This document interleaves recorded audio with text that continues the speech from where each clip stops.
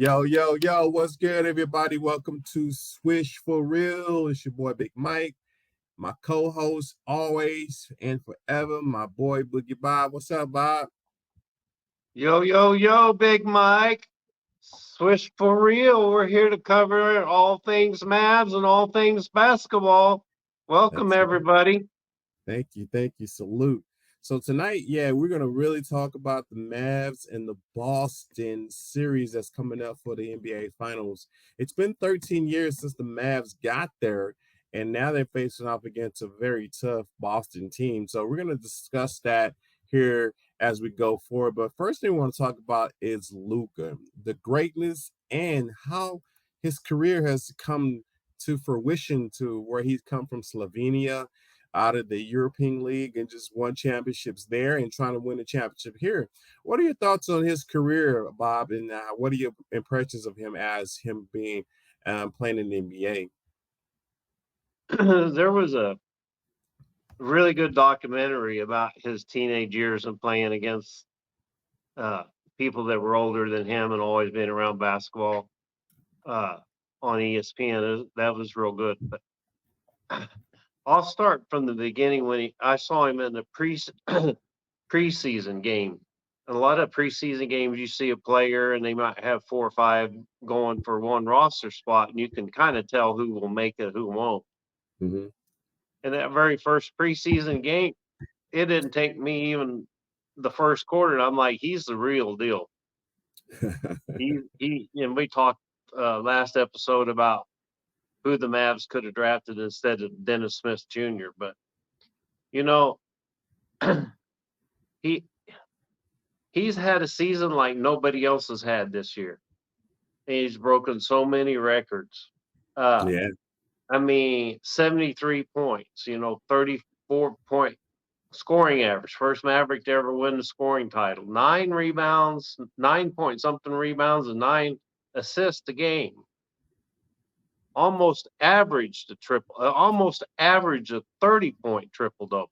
Mm. So he is just he's reached 1,000 points in the playoffs faster than LeBron in the first 6 years. This is 6 years. He's broke. LeBron's the one. My we us old fogies, we still put MJ on the top of the Mount Rushmore. But LeBron is kind of, is he better? Is the GOAT? Well, Luka is breaking the records that LeBron set. So if people put LeBron that high up on the pedestal, then it's like time to start giving Luka his props. I Uh, agree. And he has, for his career, 7 games where he scored 50 points or more. yeah, he the only guy to have more 30-point triple doubles this year was SGA, Shea Mm. Gilgeous Alexander. For those who don't know, uh, And they put them out the playoffs this year. So and they SGA yep. was a very tough So task to even compare to. there's a meme posted on ESPN, and it shows the top 5 vote getters for the MVP regular season this year, and all of them except Luka are grayed out, and Luka's still in. Said the only one still playing. Oh, yeah. Yeah. But as we discussed earlier, an MVP season, it's usually you set it up the year before. Like even the Joker had some really good years before it, and then when he won a championship, I think that helped him win the MVP this year. Yeah, I ESPN Stephen A. Smith, who I don't like, but sometimes has valid points. They're talking about him being the number 1 player in the world after what we've done, and we hadn't even won the chip yet. Mm. Uh, so when national media starts giving you props instead of picking on your sore spots. But here's what I want to address as far as his legacy. You saw this in the first quarter last night. He wasn't focusing on the referees. He had in his eyes, he had that killer look that MJ and Kobe, not just Mamba mentality, but I'm going to kill you, blank blankers, and there ain't nothing you're going to do to stop it. And you know what's So funny here, that you said that when he had that look, he was making that look towards Snoop Dogg, which was like his nemesis at the game that night. yeah, and there was one point where Snoop Dogg, he was just like, you could read his lips, read his lips. He was laughing and smiling. He goes, "Oh my God, are you serious?" That's when he hit the logo 3-pointer. Yep. But that's one of the things is I saw it reminded me of MJ and Kobe's competitiveness when the stuff's on the line. Mhm.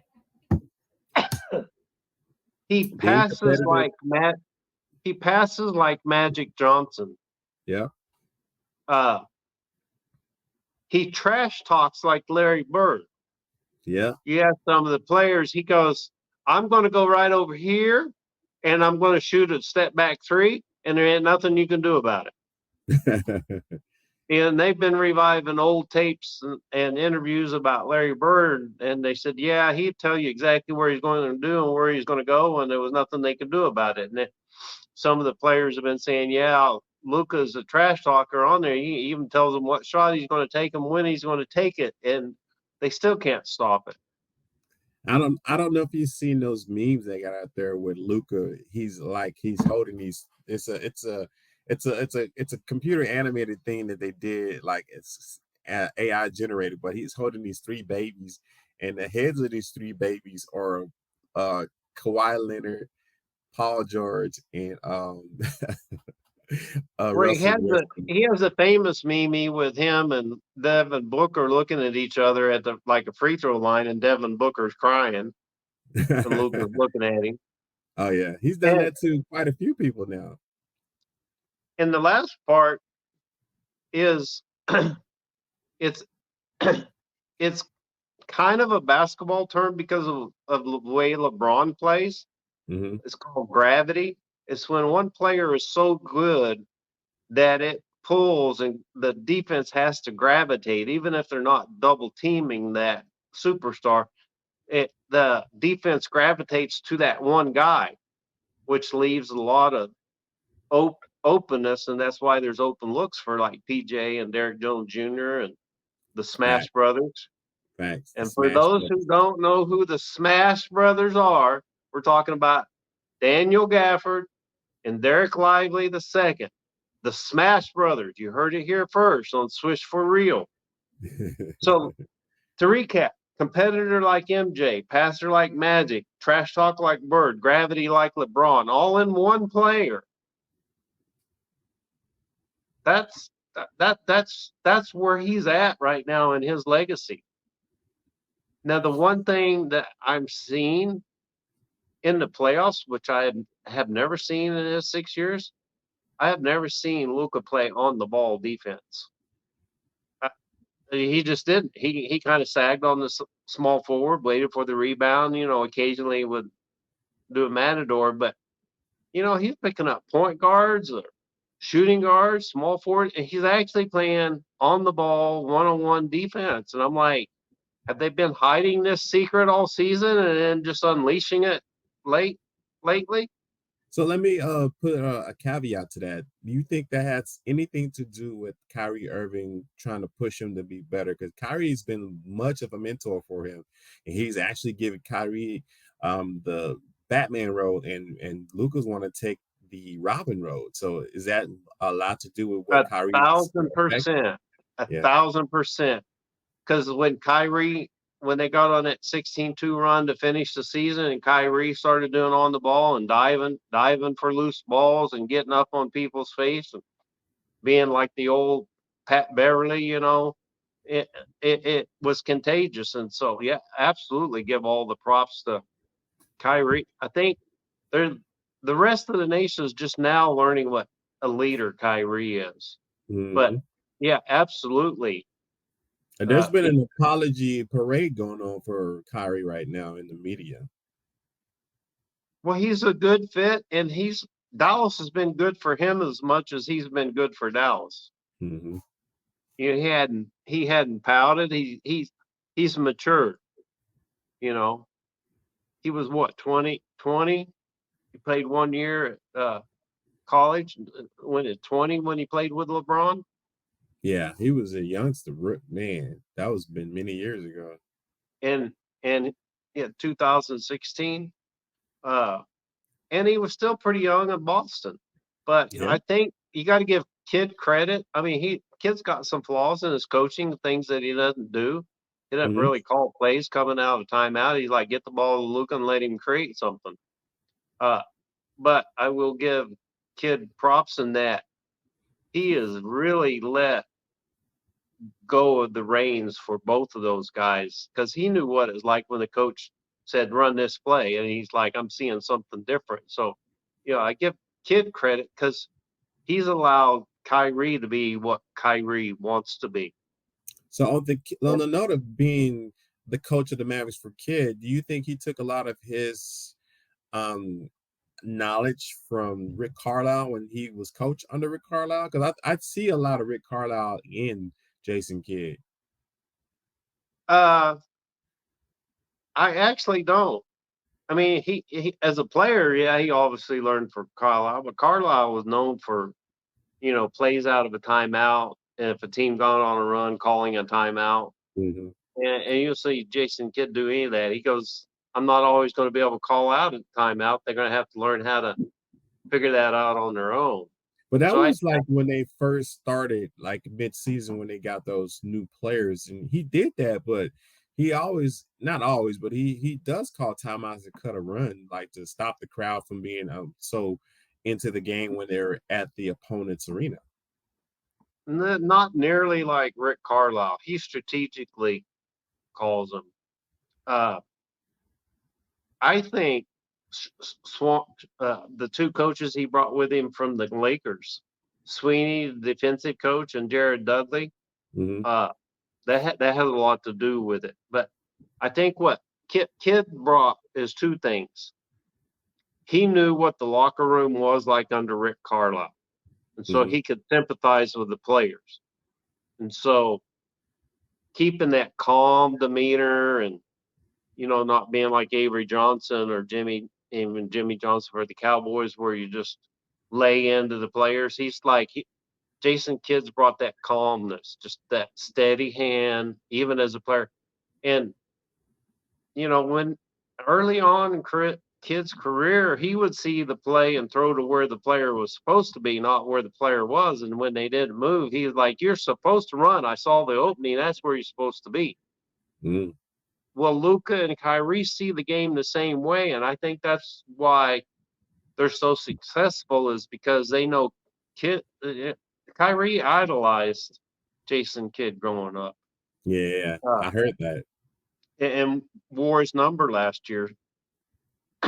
So So I was gonna say back to Luca, his last 5 games against Minnesota, the first game he had 33 points, second 32, the third one 33, the fourth one 28, and the fifth one, which him and Kyrie had 36 points.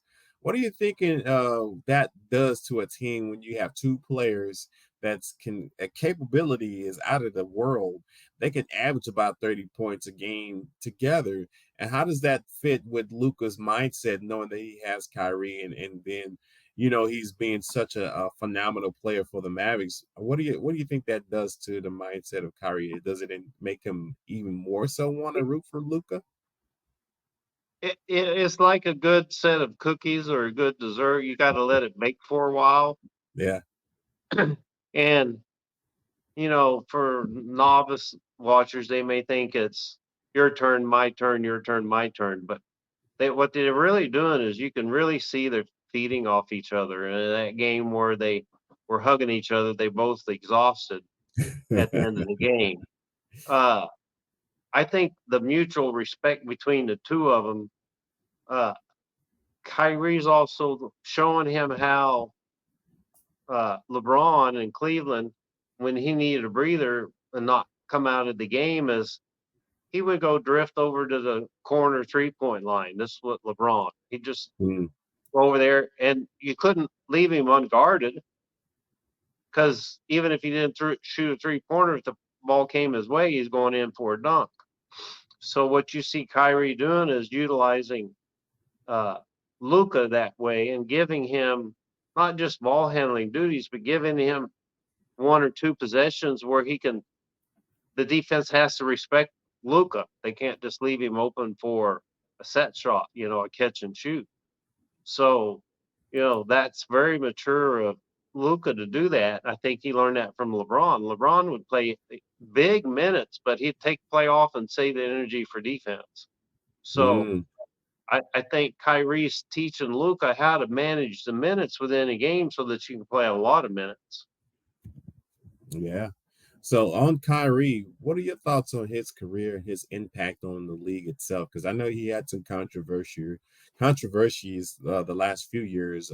Once he got to Dallas, it seemed like it was a breath of fresh air for him. But what are your thoughts on his career? Because he also showed out in Minnesota. His last 5 games, well, the 5 games they played against Minnesota. Game 1, he had 30. Game 2, he had 20.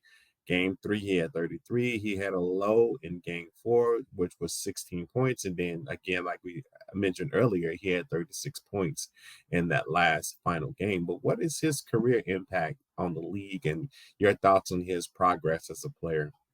I think he's rewriting the national media's perception of him. Mm-hmm.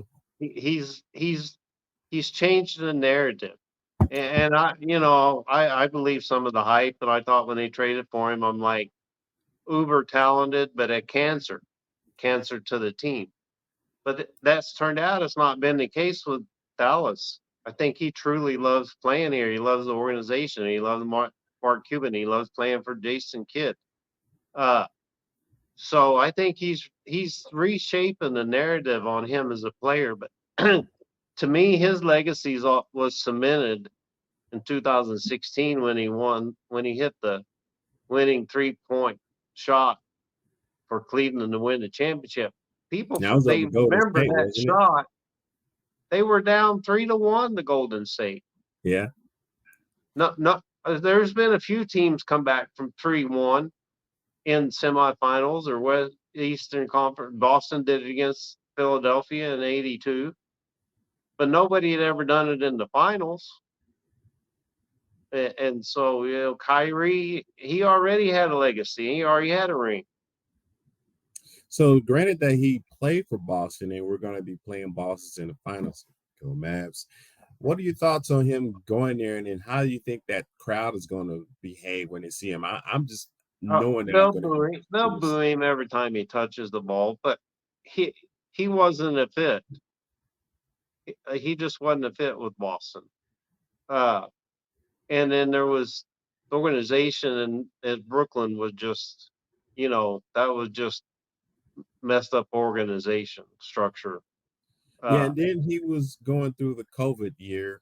That was pretty tough too. So it was a whole bunch of yeah, he stuff. refused to get vaccinated and made some comments, but it, he loves the Dallas media, and the Dallas media loves him, so they've given him, his props, and that New York and Boston media, they didn't too much care for. But all the players in the NBA respect him, and I think they respect him for these reasons. I knew he's a ball handler before, but since he's been a Maverick, the dude has the best handles in the NBA. I agree. It I, not even close. I put a poll out there to compare him against Allen Iverson, and everybody said no, Allen Iverson handles was not better than Kyrie. No, well, Allen Iverson had a break your knees crossover dribble. Yeah. That was it. He had one or two moves. But Kyrie's, they list him at 6'2", but he was standing next to Jeff Skin Wade. Jeff Skin Wade's like maybe an inch or two taller, about my height, and I'm 6 foot. Kyrie was shorter than Jeff Skin Wade. So Oh, really? I never he paid is. attention to it. Yeah. So look in the interviews. They always have a strategic camera angle. I have a picture with me and JJ Barea. JJ, and I'm not, I'm pretty skinny. And JJ, I look big next to JJ. this way and this way. Like JJ's head came up to about my cheekbone. Uh, but best handles the other, and we saw this last night. The dude is a cold-blooded shooter. Yeah. I mean, when he stops and goes up vertically and just jumps up over a 7-footer and goes, "Oop, nope, yep, can't get to it." Cold-blooded shooter. Yeah, we talked about this just before we got on the air. Incredible hang time and leaping ability. Facts. We see a lot of dunks. They used to in the 80s and 90s. They talked about certain players that had hang time. It seemed like they went up and they just never came down. But he's got incredible hang time and a dang good leaper. And then the one that does get talked about is probably not only the best handles. He's one of the best finishers at the rim. And you know what? On that note, I've seen a video maybe a couple of weeks ago, maybe a month ago, basically talking about Kyrie when he was young.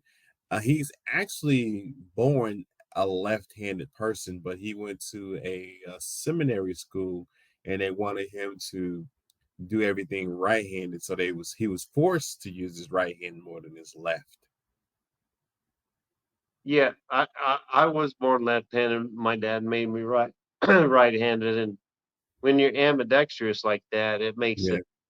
makes it. I mean, you love this shot when he hit the running left-handed Over Denver, semi-floating jump hook over Joker. Nikolai Jokic.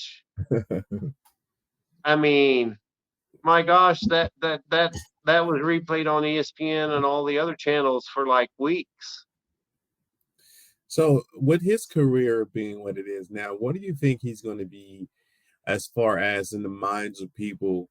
You think he'll be listed as one of the all-time greats? And if so, what type of all-time great? Was he all-time great scorer, all-time great all-around player, or all-time great just in being able to finish games? I have an answer for that, but it's basically uh, later on in the segment uh, Okay, in one of the other questions. I Uh, got but yeah, there's a lot to be said about that. and his impact on the Dallas media, what we were talking about earlier, as far as the city itself, they embrace him right off the top. And I mean, I get it, man, because Texas is a red state, basically. They're Republicans out here, and they don't want to be kind of bullied to do things. And I think Kyrie just fit in with the narrative of the people in this area. Do you agree with that thought process? I think they gave him. They're like, hey, we don't care what you've been through or what the other media are. We're going to accept you until you give us a reason not to. Yeah, So the media saw the talent, and Nico Harrison deserves some props for bringing him here. That was a controversial facts. trade. First round pick, Spencer Dinwiddie, who had helped them get the Western Conference, Dorian Finney-Smith, who was loved by Mavs fans. So, you know, props to Nico. Jason Kidd knew him, but Nico knew him when he was an AAU player. Oh Same wow, for PJ Washington yeah, and Gafford. and Gafford. So, what a smart move when Donnie Nelson quit and uh, And they Carlisle hired quit. Nico. Yeah, they hired Nico and Kidd is kind of a package deal. So that's what we've talked a lot about on this show, the organizational structure and how it can help. But uh, Nico has the contacts and he knows what people are capable of, and he knew Kyrie the person. Yeah, Most of us knew Kyrie the player. The yeah. only And what thing we knew about him as a person is what we read in the paper, which was biased reporting. Yeah, that's what I was just about to say because we only know him what the media says, and I didn't believe anything the media was talking about because they can say anything to make a person look like a villain. Whether there's one rule in the NBA that you're not supposed to violate. That is, you do your job and you don't talk against the establishment. And You're forbidden to have your own opinion. You're not supposed to be smart. You're not supposed to talk about politics or religion or any of that. And Kyrie's like, hey, I'm a person. I just happen to play basketball. And, there's been a few others, and sometimes the NBA railroads them out. Sometimes the media rolls them out. It's like, we want you in this box and we want you to be this way. Kyrie's like, I'm more than that. I, you know, I agree with that, Meg. I think he has made an impact. He made people kind of view themselves as just people. You don't have to be what they want you to be. You can be your own self. And I think that is a great message to a lot of young men who want to come in the league, make a change, and be awesome at what they do. And I think the impact that he's did with his career thus far has made a lot of people open their eyes to see what being a person is truly about. I agree. I'll give you a parallel that just came to mind. Kobe was arrested in Colorado. Yep. He got booed everywhere. Yep. But then at the end of his career, he had changed the narrative and everybody loved Kobe. And he poured into like Michael Jordan poured into him, he poured into his girls, he poured into other players. And he was a competitor, but Yeah. he spoke like 6, 7 languages. He was very well spoken, very smart. Yeah. But Kobe had to change that narrative. And I Yeah. think that's a parallel. What Kyrie's doing is like when they try to put him in that box, it's like you're not supposed to speak for us, and you can't have a mind of your own. And Kyrie's like, I can have a mind of my own, and I can speak up. Yeah. This is my His, life, and you don't dictate it. exactly. And his post game interviews, you can really see that he likes the local media. And when he did the national interview last night, after we clinched going to the NBA Finals, Mm-hmm. the to get another one of these, to get One another of those. One of those. another ring, guys, another ring. One We of want those. another ring. Mine ain't Uh, like that one, but yeah. even in the national with Ernie Johnston and one with Doris Brooks, it's completely different than any of the interviews you saw him when he was at Boston or uh, Brooklyn. Cleveland, you just kind of write off. I mean, LeBron carried all the media in that one. Yeah. And again, like we said earlier, the media is doing what I said is an apology parade for Kyrie. When you made a lot of millions, you already got a ring. Uh, for some people, there's no motivation to go get another one. There's like I like playing basketball and I'm good at it, and I got millions and I can get more millions, and so he was good before he came here. It's kind of like what, I'll play as long as I want, but what was written after they didn't make the playoffs and tank to get a pick and smartly traded down and got 2 picks. People forgot that they got rid of the Bertans contract, Yeah. which allowed them to take on a bad contract from Sacramento and get a first round pick and then get Lively. So, a lot of people a year ago were clamoring to fire Kid and front office upheaval, and, you know, Kyrie was going to be a free agent. He ain't coming back. And now look where we are just 12 months later. Facts in the NBA Finals. And speaking of the NBA Finals, Dallas will be facing off against Boston. How can Dallas stop Boston if this play if they do what? In your opinion, Dallas can stop Boston if, and let's put that to your mindset. What would they have to do to stop Boston? So I have four things.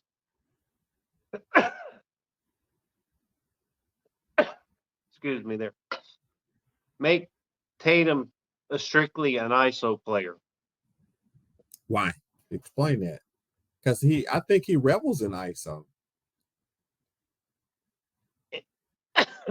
when he doesn't have a good defender on him and there's no paint presence to block his shot, yeah. I mean, he gets the reputation that he can create his own shot, but when the pressure comes, he's folded. That Boston's what made the conference semifinals 6 of the last 8 years. Yeah. And in my mind, I said it before, and I hope proves me wrong. But Jaylen Brown's the best player on that team, not Jet Tatum. The media has also been saying that Jaylen Brown is the better player than Jason Tatum, but they're trying Because to he make shows Jason up. Tatum be that one. They want him to be like the face of Boston, but I don't know why they don't want Brown to be that. But if we doing like the one-on-one, if as far as him versus somebody else, who would be the defender that Dallas put on him?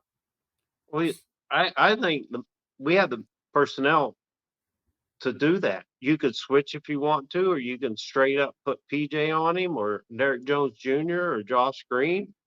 He he can sort of create his own shot, but he can't always get to the rim. If you look at his assist numbers for guys, and I'm not just talking about handles, but guys that can accept double team or triple team or go in the paint and there's a big man waiting for him, they typically, the better players, get assists out of that because they know they're Mm, drawing defense to them.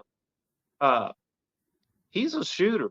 He's a shooter with some decent dribbles, but he doesn't want to pass the ball. He wants to do one-on-one ISO. And mm, his percentages when the ball's not swing, swing, swing, and he's not ball dominant or dribble, dribble, dribble, but when he's trying to make the play himself and doesn't involve his teammates is when he gets in trouble, and his shooting percentage is far lower than when he's just in the flow of the game. Uh, that's number one. Number two, you got to limit Derek White. he's a 3-point threat for sure. And he's a decent defender. Yeah, he played for Popovich, so I was about to say that. It was on my mind. Did he play for the Spurs? yep. And they got several draft picks for him, but and Wild Dog, who's normally on our show, called it several weeks ago. He said White was the X factor, that if he took on more of a scoring load, that they would do well. Mm, Uh, the third one that I'm listing, but probably number one on the list, is they got to contain Jaylen Brown. Jaylen mm, Brown can take over a game. And most people forget. They know that, Tatum and Brown were drafted bing, bing, back to back. Brown was drafted first. But Boston had the number one pick that year via some trade. They had the number one pick and they traded down so Philadelphia could move up to number one, and they took Marcus Fultz. And Boston took Brown at number three. So let me ask you His this question. Do you think the Dallas zone will be any effect to what the Boston Celtics will be doing? I think we got the right personnel, that if they just concentrate when Boston's at its best when the offense flows through Brown, not through Tatum. Mm, It gets very stagnant. And so that's kind of what I'm talking about as far as containing Brown. Not necessarily limiting his scoring, but not being the flow of the offense through him. gotcha. Gotcha. And then the last point is because I've heard the commentators talk about it for the last 2-3 months ad nauseum. Boston leads the NBA in 3-point Yep. percentage, 3-point makes, number of made threes, maybe even number one in number of taken threes. So you might not be able to keep him from taking a three, but my gosh, you got to get close without fouling him. Make it a contested three. Make him rush it. not make it a wild open look of nobody within 10, 15 feet or even running at him. That's in the NBA. If you can't hit that shot when nobody's guarding you, you don't belong on the roster. That's a practice shot. So I they've got to be mindful of the 3 point. And if they give a layup or a dunk, okay, no big deal. But they cannot afford to let Boston get in a rhythm. And you know as well as I do, live by the three, die by the three. So they've been hot. If they stay hot, that's bad news. But they're going to go cold one game from 3 point range, and I'm just talking about the whole team that at least contest the 3 pointer. Make them think. Hey, guys coming at me. Hey, I got a hand in my face. They make it. Kudos, but don't let them just have a wide open three. So the defensive rating currently, Boston and Dallas, and this is on the NBA.com website, are tied at 1 as far as defensive rating. So there's going to be a defensive challenge on both sides. So do you think them being tied for 1 will cancel them out defensively and it'll be a mostly offensive game? Or what are your thoughts on that? Or will it be a low scoring game? I think you're going to see mixed bag like a box of chocolates. In one game, you might see high scoring, fast paced, throw it up. Next game, you might see the old Eastern Conference bruiser beat them up, slug it up, slow pace, physical. I think you're going to see variety of both, especially in the first 3 games when they're filling everybody out. I will remind the homers that are Mavs fans like me, Lucas beat the Boston Celtics on the last second shot, not once, but twice. So now going over to Dallas, how does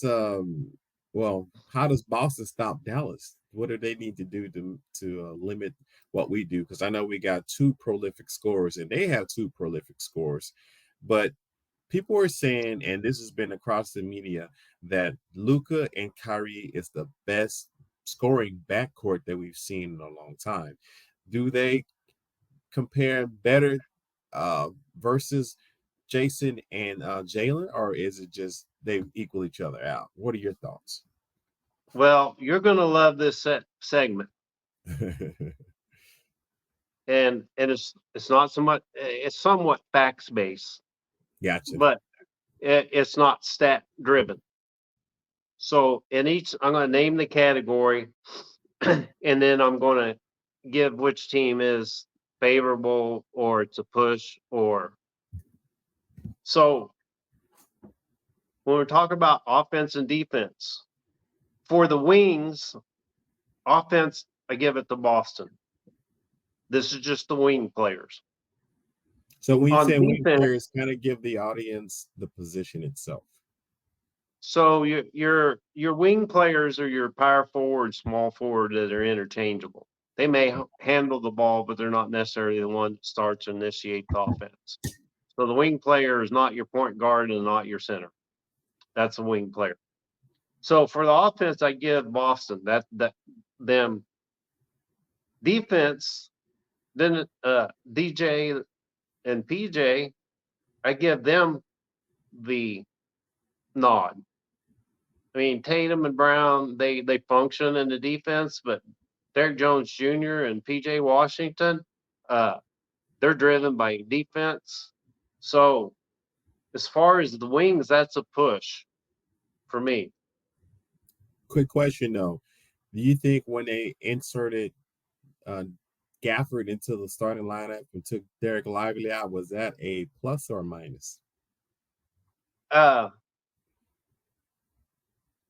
It's worked for the plus, but obviously Lively's finishing in the fourth quarter. Yeah. Gafford's great. Big centers, physical center like Al Horford and Jokic. You got the 1-2 punch. People forget Tyson Chandler had split minutes with Brendan Haywood. Yeah. And that was a 1-2 punch. And Jan Mahimi came in after Brendan Haywood got hurt. He was just long and athletic. And that kind of reminds you of what Kleba is going to bring to the game. Exactly. So the guards, the point guard and shooting guard, offensively, got to give the Mavs the the advantage there.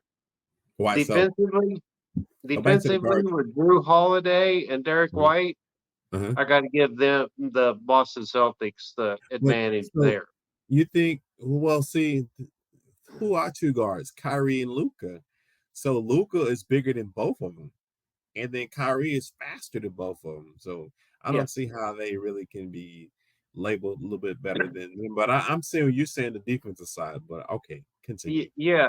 I mean, Luca's a tank and Kyrie Irving's a A Fer- Ferrari. uh, Ferrari. So I mean, I got to give them the advantage on offense. Uh, Kyrie and Luca has been holding their own defensively, but Drew Holiday, he's already got a ring, and he's always taken on the best player, and even though he might be smaller. And Derek White, he plays fundamentally sound defense. He pick your pocket. So I kind of give Boston on the deep. So for the guards, that's another push. So if you think about who Dallas faced off guard wise, you had um I'm sorry, you had Harden, you had Westbrook, and then you had Shea Gillius, and you had Jalen Williams, and then you had after that you had Ant Man and Josh Anthony. McDaniels. Yeah. Right. So you had big guards on them. So they was not so you had a combination of both big and small, but they still averaged their average. They did not really deviate from where they were at. Yeah. So what would be the difference between White and Drew Holiday? I don't think there's much of a difference. I think they still going to be their defense is going to be canceled out by Dallas's offense. Dallas is just too offensively strong. I agree, but that's just kind of like I'm not going to give Luca and Kyrie as a better defense than White and I get and what you're saying. So Holiday. defensively, they're better than Dallas, and I can see that. Yeah. So it's like I rate them separately. That's why it's a push. Gotcha. Uh, so the duos. Let me give you a stat from last night, and it's on one of our Swish for Real posts. Just check it out. Uh, Luca and Kyrie, 36 points each, 72 points. Hmm. The Ant Man, Anthony Edwards, and Carl Anthony Towns both had good games, 28 points. They only scored 56. Yeah, no, they got outscored by Kyrie and Luca. So I mean, this is the classic Emmett Smith versus Barry Sanders argument. But who has a better duo? It's a push. I think that probably other that and the X factor that which duo succeeds more on both sides of the offense and defense. That's probably will dictate who wins the game. But you know, if it was 2-on-2, Tatum and Brown versus Luca and Kyrie, uh, that'd be that's a heck of a show right there. So that's a push. Yeah, because Uh, Tatum and Brown are bigger than Luca and Kyrie. yeah, but they don't handle the ball enough. And between Luca and Kyrie, they picked their pocket a couple times. Yeah, and then Kyrie and Luca will shoot the lights out against those two. Yeah, and Kyrie just mowed by Brown nor Tatum. He'd just go right by him and say, "Boop, boop," like the old beep beeps and the Roadrunner, like Willie Kind of like Coyote one. what he did to Anthony Edwards, and I like Anthony Edwards, but Anthony Edwards was gas trying to chase around Kyrie. Yeah. Uh, then, assuming Christoph Porzingis, KP, plays, then I have the center position as a push, even though he's going to have some rust. If KP doesn't play, then I give the advantage at center to the Mavericks. So let's Uh, look at this though. If you think about how lively guarded Cat Carl Anthony Towns, it's almost a similar thing because both Carl Anthony Towns and Porzingis shoot threes. So that's a good point because I've heard a lot of chatter over the last week that other than Victor Wembanyama, that Derek Lively had the best closeout rate and be able to get back to the rim and block a layup. So they experimented with Gafford instead of drop coverage, having him coming up high and switch to pick and roll just to see if he could cover a guard. But Derek Lively can go from the pick and roll and fly out, get his wingspan and his foot speed, get out to what looks like an open corner three, and the next thing you know, Derek Lively's in the guy's face, and if he's not blocking it, he's tipping it. Thanks. And he has enough speed that if they swing the ball to drive it, he can recover and get back and be in the paint. So At you least think he'll contest the do shot. that same technique against Porzingis? KP to me is a good off the ball defender. When people go right at him, he can leap fairly well, but he's not really slow of foot, but he's not agile. Derek Lively is very, very agile. He can shift direction. It's not just lateral speed or forward speed. He can shift. KP doesn't have that agility. He's more like what Sean Bradley was defensively. If you go right at KP, he might get one or two, but he just doesn't have that agility to. He's more of a off the ball, let someone guard him and then come over and block it because So let of me his ask height. you this question. Out of the both teams, Dallas and Boston, who you think that have the highest probability of stopping one another? And if so, what do you think the series will be? 4-2, 4-1, and which team would have those numbers? Well, I'm sorry, not 4-2, but like I guess whoever, yeah, basically. I, I think both duels will probably average for the series around 50. There'll be a couple games where one duo where it'll be 60. I mean, Mm, Porzingis is the third or fourth option, and Al Horford is not. He's getting up there. I think he's like 38, but he can hit the three and he can block and he can defend. I mean, that's a really good backup center. So when you look at Gafford and Horford, mm, push in my mind. You look at Porzingis and Lively. Uh, push. I give maybe a slight edge to Lively, but basically kind of a push. I wouldn't be surprised that Kid takes a page out of Carlisle's book, which was when they played the Clippers. The Clippers put a small guy on Porzingis Porzingis. Uh, because he can't dribble. I mean, people think he can dribble, but he's too high up off the court. His handles aren't good enough.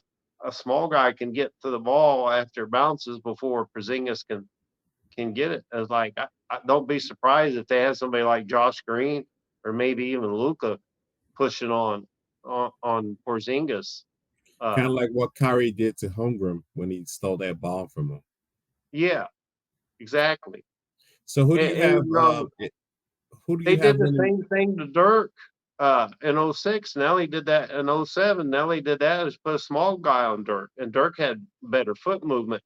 But the theory when you put a small guy on there is that if they don't catch, turn, and shoot, then they basically nullified their advantage. So let me ask you this, in this, so we can kind of move on to the next segment. Who do you got winning this series, and what will be the games? Uh, I don't have a pick, but coming back to like how does Boston stop Dallas? I'll give you the four keys because I just went through some of those positions. Okay, go Also ahead. have other defense. Uh, so the center's a push. Coaching, I have a push. The bench, I definitely give to the Mavs. Yep, I agree. The role players, the Mavs, the X factor, Derek White, which Wild Dogs call, and for the Mavs, Green and Hardy. The keys, here's the four keys I think that Boston needs to do to stop Dallas. Gotcha. And Luka's going to get his no matter what you do. Is no double teaming. I mean, Dallas wants you to double team because they'd be like Zeke Elliott. They're going to eat all day long. Like play him straight up. He's still going to get his 30, but no double teaming. Have one guy pick Luka up at half court. So Isn't that he can't what get into every other team offense did early. thus far? Isn't that what Oklahoma did, what Clippers did, and what Minnesota did? Yeah. Did any of those three teams win the series? Mm-mm. But that's So what you're suggesting. It works to a degree. What it does is he has to expend energy. Gotcha. And instead of having a nice 20, 21 seconds on the shot clock, you only have 15 or 16, Yeah. which gives Gotcha. less time to create something for your role players. Right. Gotcha. You're rolling the dice, but you're basically saying, I'm gonna make you expend energy, and we're gonna take 2 to 3 seconds every time off the possession just because you're gonna have to beat the guy. He's going to Gotcha. beat him. Uh, this should probably be number one. Boston has to find a way to limit the lob dunks. Yeah.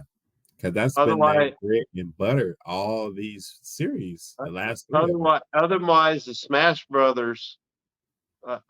Last night I think it was like 20 points and double-digit rebounds between Gafford and Lively. You go back through all the series.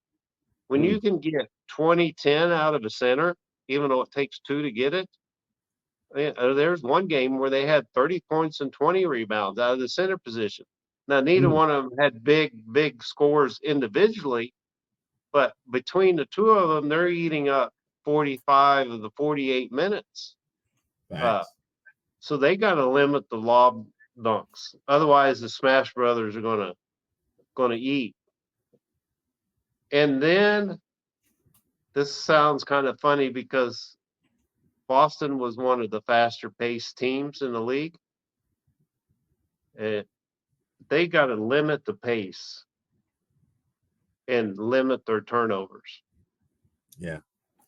And that goes for Dallas as well. But if Boston slows that pace down, the Mavs don't care. They can play slow ball, bruise ball, football, basketball. They can run they've got all the pieces. They can play any style. The other day they hit 26%, 30% from 3-point range. They still won the game. Mm-hmm. Boston doesn't have that. They play one style. They're what they call a front runner. They get ahead and then stay ahead and try to get you out of your forte. So I don't know if Boston can play a slow pace, but they have to at least limit the pace the Mavs play at. You saw that in the first half last night against Minnesota. Yeah. In the first quarter, and I was just screaming like crazy in the first quarter. The entire first quarter, with the exception of 1 or 2 possessions, the shot clock was 5 seconds, 6 seconds, or less before they got into the shot, and they were throwing up junk. Heave and hope. And you're talking about Minnesota, right? Minnesota. Because that Dallas was double teaming anytime somebody in the paint got it. It was coming from the wing. It was coming from the point guard. It was coming. So it wasn't just the center. There was a second, sometimes a third person there. And then that allowed them to get on the break. And they tried to get the center going for sure, but that didn't work for Minnesota. No. And then if you go back and look at the tape, the Mavs it wasn't so much pace as far as getting up the court like a fast break, but they were shooting and there was 18, 19, 20 seconds on the shot clock. And that ball was hopping. I mean, it was like hot potato, boom, boom, boom, boom, boom, shot. They were not waiting till the shot clock was down to 5 or 6 seconds. You go a whole quarter like that, it's going to demoralize the other team. No. Especially when you play that fast of shot pace, So you and say you're having to struggle to get a shot. You know, if Boston stopped the pace of the Mavericks, they have a better chance of winning. Is that what you're saying? I they don't necessarily have to play slow, but they have to limit the Mavs pace to win. I think. Right. That's what I'm saying. In order to stop the Mavericks, you need to limit their pace. Yeah. Gotcha. Gotcha. So what are your thoughts on the position, center position? I know you talked about it early, but you think having Gafford and Lively is more of a convenience for Dallas? Because I don't see how Boston centers are going to really compare to our defense. Our centers are really defensive minded, and Boston centers are more so offensive minded. So I think we're going to play better defense. So after Horford and KP, do you know the name of the third center for Boston? No. Most people don't, and I didn't bother to look it Isn't up. that But he that played. Hauser guy, I believe? Yeah, they've got a European guy. He played the mop up duty at the end of the game, and then they've got I think he played at Kansas, a slow white guy. But Yeah, I know. So I don't see because I mean, the so fact that we so can pull Cleaver off the bench is amazing for the Mavs. exactly. I think we have that in our repertoire to make sure that we win this particular series. So you got two guys. Powell, who 2 years ago was the starting center for the Mavericks, and now he's the third or fourth center. And you got Maxey, if they want to play small ball, Maxey can cover just about any position and be your center and rebound defensively. And he Uh, has rest. yeah. So I mean, they the Mavs, even if they don't play Gafford and Lively 45 to the 48 minutes, it's like you get 1 or 2 minutes from Powell and maybe 8, 10 minutes for uh Kleba. But Boston don't have that player. Yeah, I agree. I don't think how they're going to be able to compete with Dallas' centers because we have a plethora of good centers. We got four of them that are really competitive.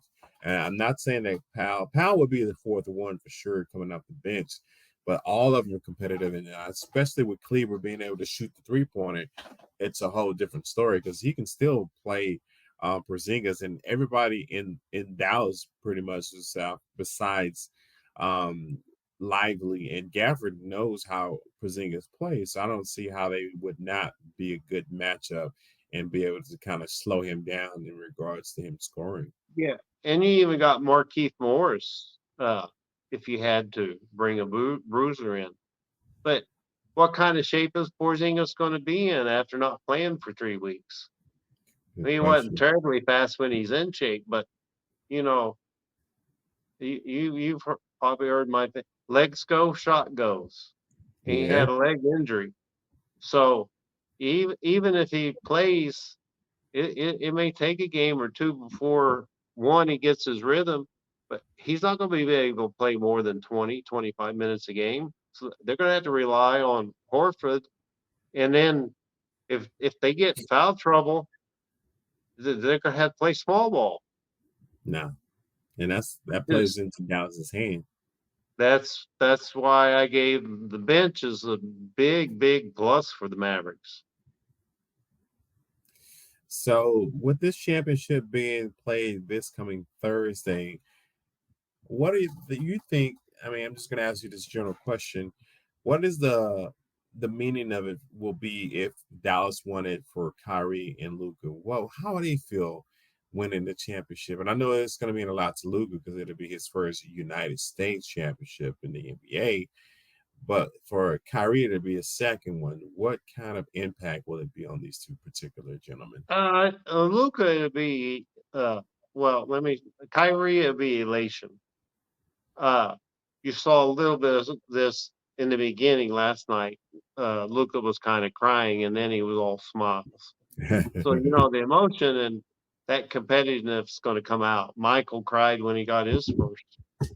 So I LeBron played the Spurs. I don't know if it was his sixth or seventh season, but Michael Jordan was what his sixth season before he got a ring.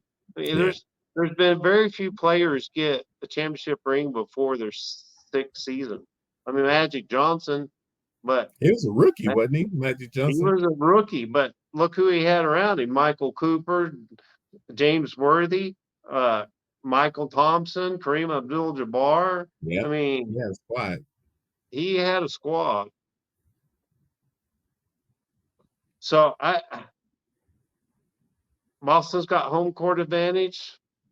We finally won game one of a series last time. Uh, it, I, if the Mavs are going to win, it'd be in six. If And that's Boston's going to win, it'd be seven. what's crazy though is that the Mavs had no home court advantage all throughout this particular NBA Finals run. They So got a 5-2 record on the road. They were even in the regular season. They had identical home and road records. nice. They've lost game 4 in all 3 series at home. The old format where they played 2 at home and then the team without the home court advantage, you played 3 in a row and then you played 2 at the other. If that was still the format, then I think the Mavs would have a terrific advantage. But now that it's 2-1-1-1, back the way it should be and all the other series are, I, if you get to game 5 and it's 2-2, then I like the chances for the Mavericks. So do you think Dallas can win on the road versus Boston? Yeah. So speaking of Luka, we already talked about Luka. What will this mean for Kyrie if he wins a championship in Dallas? Well, I uh, on this question, I kind of like the NBA needs Luka to win the trophy and win the MVP. Why so? It's just like when Biamba winning the Rookie of the Year, they needed him to win for the international president's marketing. Right. Jokic, uh, Giannis Antetokounmpo, the Greek Freak. So, you know, homegrown talents, great. USA talents, great. But for the league to really expand and for Luka to cement being in the conversation of number one, uh, the league needs Luka to. And a lot of conspiracy theory in '06 that the NBA fixed it so they could get more games. Fall on either side of that. But what it means to both of them is it's going to shut up the naysayers, the ones that were against the trade. Oh, it ain't going to work. Two ball dominant guards. They tried that. They tried it with Harden. It's going to shut up the naysayers. Gotcha. It is. This is for both of them, Luka and Kyrie. It puts them in the discussion. I'm not going to say they're the number one, but it at least puts them in the discussion of best backcourt tandem ever. And there's a lot of good ones. The Magic and Michael Exactly. Cooper, Yeah. you know, Maurice Cheeks and Andrew Toney, going way back. Klay Thompson and Stephen Curry. A lot of people want to say Jordan and Pippen, but Pippen wasn't really a guard, even though he could play guard. I mean, but he had Paxton for a while, and he had Steve Kerr for a while. C.J. McCollum and Dame Lillard was packed a punch. No, they was pretty good back in the when they played together. Yes. So it doesn't elevate them to the top right away, but it puts them in the discussion. And then I think the one person that stands the gain the most if the Mavs win is Nico Harrison. His reputation of GM is just it's already was high when they hired him. It's got higher with the trades, but you know, Oklahoma City had a plethora of first round draft picks And they could have gone out and got Gafford, but they didn't. Yeah, because they was high on Holmgren. They think Holmgren is, and he's a great player, but I don't think they really seen the potential in Lively for sure. Yeah, you always need a good number two. It's like a baseball team that has an ace. Your number two pitcher's got to be just as good. Not for real. Well, Kyrie has already won one. I think this is redemption for him. For Luka, Luka now can be in the discussion every year. Like Joe, people talk about Joker. Then when he won the MVP, when he won the championship last year, look at all the accolades. I think he won the MVP this year because they won the championship last year. You know, stats get you so far, but when you finally get one of these, then people look at you differently. And, Oh yeah. and I love it on TNT. Anytime Barkley thinks he's got a point over Shaq, Shaq goes, "How many rings did you win?" That's a big fact. So these two teams had different routes to getting to the NBA Finals for 2024 season. Who do you think had the hardest route getting there and why? Mavs in a landslide. Boston, fortunate or what? They all three of their series. Right. So they But first round they faced off against the Heat. Second round they faced off against the Cavaliers. In the third round to get to where they are now, they faced off against the Pacers. and guess who was hurt for the Heat? Jimmy Butler. Butler. Yep. Cavaliers, they didn't have Spider. And then in the Pacers game, Halliburton went down. Exactly. Their star player, that other team's star player in Hmm. all three series. Uh, the Pacers gave them a little bit, but they haven't.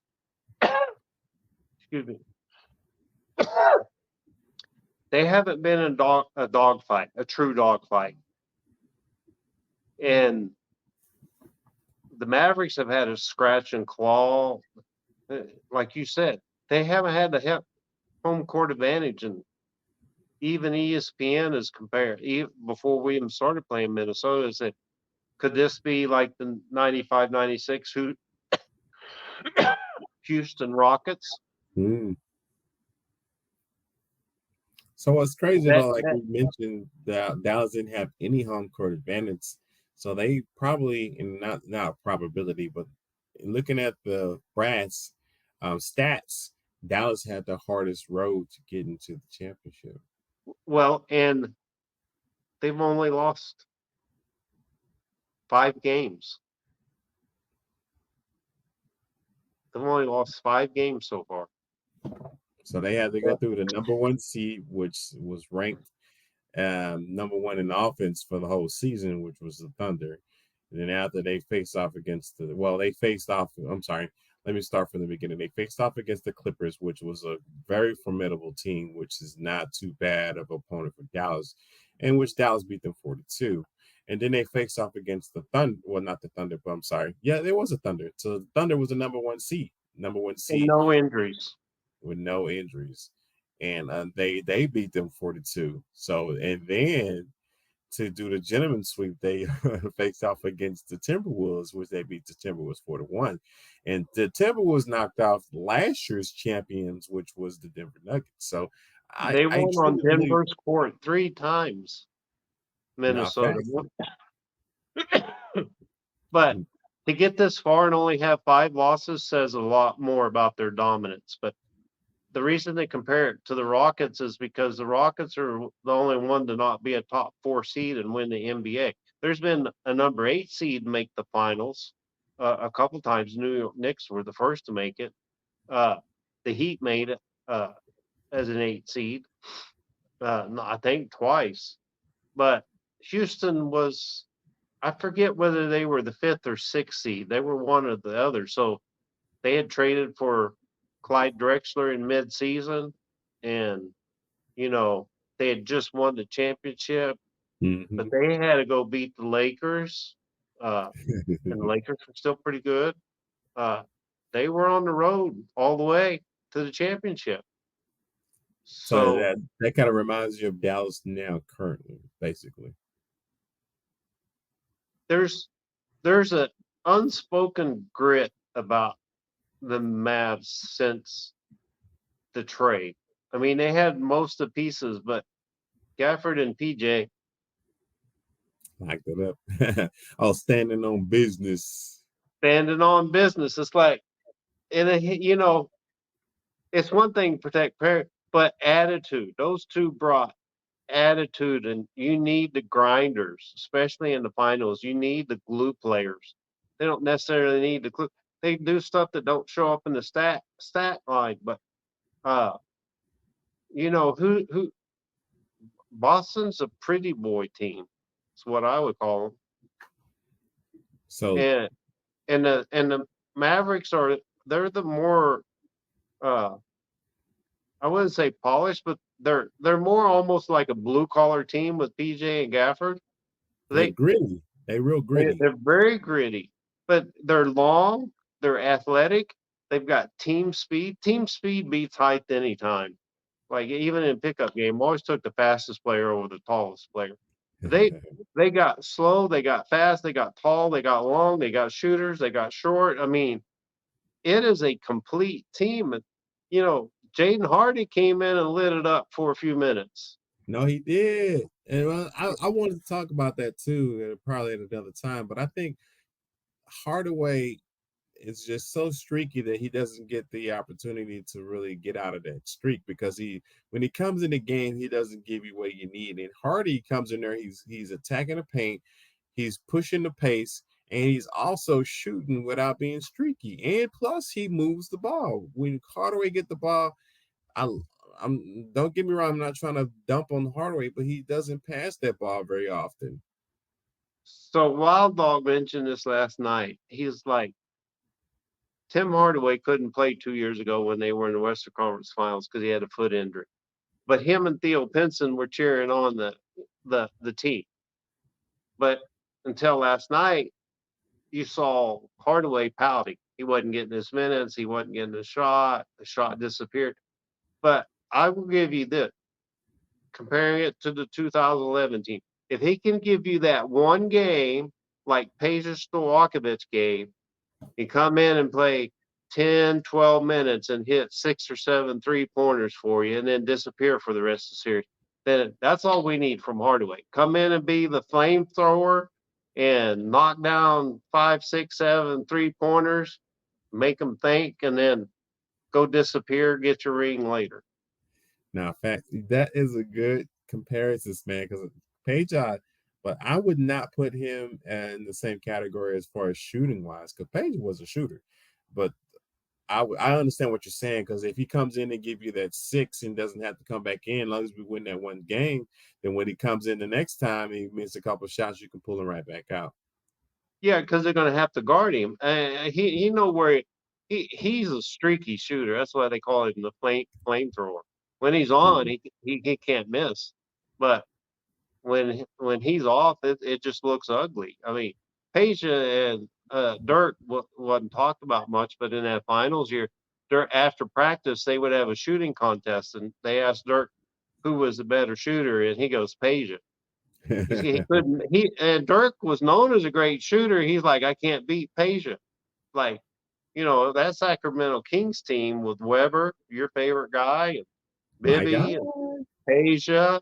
I mean, he was a stone blooded shooter, But you just need just one really good game from Hardaway, and Yeah. that you got to. Then Boston has to plan for that. I mean, he could disappear for the rest of the series. And like I predicted, I said Mike Conley would have one good game a week. So game 1 and game 4. Where was he And last night? He disappeared. you are correct on that one, because I didn't see him at all, because he was just basically trying to play defense. I think he hit maybe a couple shots. I have to look at the stats, see how many points he had, but I don't think He was 2 for Boston. 5. Yeah, Boston pretty much breezed to the finals, in my opinion, because they were not facing against the star players of those all those particular teams that they faced off against Miami. No Shoot, Embiid, no Maxi, no yeah, Brunson, no Giannis. so they If just pretty Butler much was hurt, Halliburton was hurt. yeah, You know, they had the softest road. And I know they hate to hear that. And but we're gonna see what they're gonna do against the Mavs though, man. I think just play that violin. We don't want to hear it. Suck those tears up, but you know how it's gonna be. They're gonna say that nah, the East is this and that, they tough and this and that, but you put Boston in the West, and I think they'll probably be what fifth seed, maybe where Dallas was at. uh, if they played in the West, Yeah. I don't think they get the 50 wins Dang. because the East teams that are built allow them to be you know, defensively, the not so much for the East, but they got a lot of open look threes. And Yeah. in the West, they wouldn't be getting those open look threes. They they've been they've been pretty consistent all year. They haven't been streaky, cold and then hot, but it for the NBA is a 2 month journey. It's like 62 to 65 days long. Mhm. Even Jet Terry, who was a good shooter, get hot, get cold. It's hard to stay hot for 2 months long. And so, Boston's got a long rest. That they almost gave game one away to Carlisle and the Pacers, and They they did escaped. not they didn't blow them away. You know, I mean, yeah, the Pacers are a good team, up and coming, but Boston should have been, if they were really that gritty, they should have been winning those games by double digits, not oh, it comes down to last possession and we got to stop them and then we score and we win. Because two of the first three games, Pacers had a chance to win that game, Oh wow. Yeah, that's true. and they showed last night the Mavericks closing 15-2. 15-2. Amazing number. So in conclusion, we're gonna give our thoughts on who we think is gonna be winning the NBA championship and what games will it take for them to win it. I'll let you go first, Bob, or do you want me to tell you my opinion? I'll let you go first. All right. So, ladies and gentlemen, I think, and just look at me in my eyes, people. People, look at me. I think the Mavs will end this in 6 games because I do truly believe that Boston is a very competitive team. They play a very good defense, but Dallas's offense is way too strong for them. We got two closers in Kyrie and Luka. I don't think they can really stop those two from closing the games. And when it comes to our role players, as we spoke about earlier, we have too many good role players. Not saying that Boston doesn't. We are a longer team. We're a fast-paced team. They're a little bit of a older team in essence, you know what I mean? But doesn't give them the say that they can't beat us. But I'm just saying Dallas will win 6-6, so that'll be 4-2 Dallas. I concur. I think it's going to be six. Nice. I think it's going to be six, but I don't think it's going to be when in the sequence we all think. But uh, Kyrie's 15-1 and closeout games.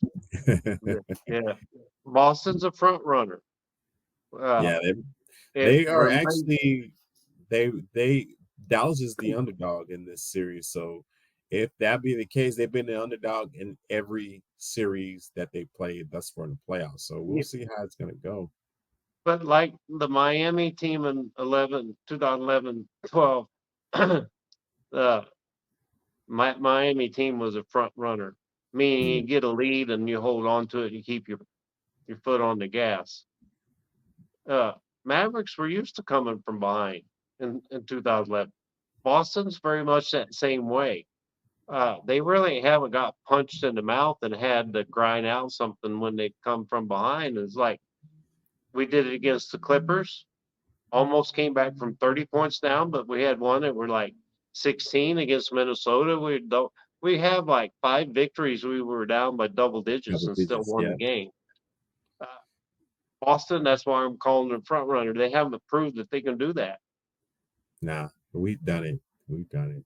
I think it's going to be a good series. I think the finals is going to be something to watch. Again, I do have Dallas winning it, but there we go. Woo, woo, woo. All right, man. This has been a great episode. I appreciate you coming on, Bob. And I know everybody knows where to see you at by now. But again, for those who are new to the platform, tell them where they can find you and hook up with you on social media.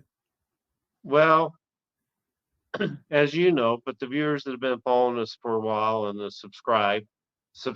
You like this? Subscribe. It's down here below. Swish for real. Uh, but you can find me on YouTube at Boogie Bob. No spaces or anything, just all in. And Boogie Boogey, not IE. Boogey Bob. Boogie Bob. And at Swish for real. Just for real. And again, guys, you can always find me here talking sports, mainly basketball. That's our thing. We love basketball. I'm a basketball fanatic. I'm an ex-coach. He's an ex-coach, so we know our business when it comes to basketball. But we are signing off. This is another great episode. People, we enjoy you. Thank you for coming, Bob. Have a great weekend. Swish for real. We are out, guys. Have a great one. That's it, Pray.